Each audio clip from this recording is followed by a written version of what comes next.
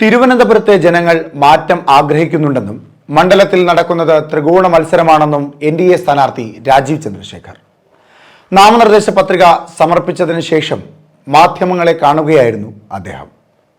വിദേശകാര്യമന്ത്രി എസ് ജയശങ്കർ അടക്കമുള്ള നേതാക്കന്മാർക്ക് ഒപ്പമായിരുന്നു അദ്ദേഹം നാമനിർദ്ദേശ പത്രിക സമർപ്പിച്ചത്. റോഡ് ഷോയുടെ അകമ്പടിയോടുകൂടിയായിരുന്നു നാമനിർദ്ദേശ പത്രിക സമർപ്പിക്കാൻ രാജീവ് ചന്ദ്രശേഖർ എത്തിയത്.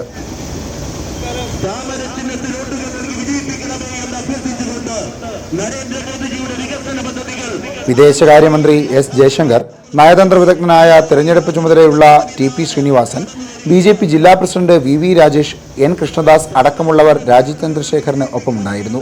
3 സെറ്റ് പത്രികയാണ് എൻഡിഎ സ്ഥാനാർത്ഥി സമർപ്പിച്ചത്.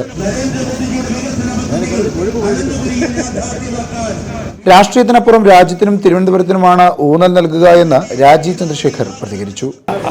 അദ്ദേഹത്തിന് ഇപ്പോൾ കുറേ എല്ലാം പറയാനുണ്ടല്ലോ. 15 കൊല്ലമായിട്ട് അങ്ങനെ കുറേ ഫിലോസഫിയും ഇൻ്റലക്റ്റും എല്ലാം അദ്ദേഹത്തിനുണ്ട്. അതിൽ ഞാൻ ഇറങ്ങാൻ പോകുന്നില്ല. എല്ലാവരും കാണാനുണ്ട്. ഒരു ത്രികോണ മത്സരമാണ്. 3 കാൻഡിഡേറ്റ് ഇവിടെ നോമിനേഷൻ ഫയൽ ചെയ്തിട്ടുണ്ട്. ഒരു CPIൻ്റെ കാൻഡിഡേറ്റും ഒരു കോൺഗ്രസിൻ്റെയും, ഇന്ന് NDA BJPൻ്റെയും. അപ്പോൾ അദ്ദേഹം എന്ത് കാണുന്നു, എങ്ങനെ കാണുന്നു, അത് അദ്ദേഹത്തോട് ചോദിച്ചാൽ മതി. അത് ഞാൻ ആദ്യം തന്നെ പറഞ്ഞതല്ലേ, ഇവർക്ക് ഈ 2 പാർട്ടിക്ക് പുരോഗതിയും വികസനം, തൊഴിലും ഇൻവെസ്റ്റ്മെൻറ്റ്സും സ്കില്ലിങ്ങിനെ പറ്റി ഒന്നും പറയാനില്ല. അവർ ആദ്യം ദിവസം മുതൽ ഇന്ന് വരെ വേറെ എന്തെല്ലാം ടോപ്പിക്സ് എടുത്ത് നരേറ്റീവ് മാറ്റി അവർ എന്തെല്ലാം ശ്രമം. ഞാൻ അതിലൊന്നും പോകുന്നില്ല, പെടാനും പോകുന്നില്ല.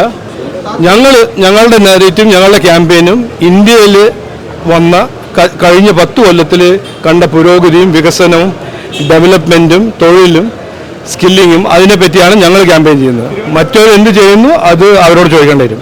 മണ്ഡലത്തിലെ പര്യടനത്തിലൂടെ വോട്ടർമാർ മാറ്റം ആഗ്രഹിക്കുന്നുണ്ട് എന്ന് മനസ്സിലായി എന്നും രാജീവ് ചന്ദ്രശേഖർ കൂട്ടിച്ചേർത്തു.